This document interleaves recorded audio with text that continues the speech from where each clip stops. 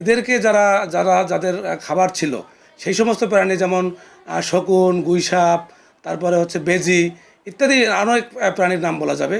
সেই প্রাণীগুলো আমরা একদিকে যেমন মেরে ফেলেছি, অন্যদিকে তাদের আবাসস্থল আমরা নষ্ট করার কারণে এই রাসেল ভাইপার যারা খায় সেই খাদক প্রাণীর জাতীয় প্রাণী যখন বিলুপ্ত হয়ে গেছে বা বিলুপ্তির পথে, তখন এই রাসেল ভাইপারের উপদ্রবটা বেড়েছে।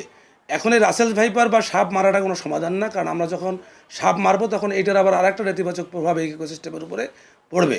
সুতরাং আমাদের যেটা দরকার, আমাদের সচেতন থাকা দরকার এবং অবশ্যই সাপ মারা থেকে আমাদের বিরত থাকা দরকার। তাদেরকে তাদের মতো থাকতে দেওয়া দরকার।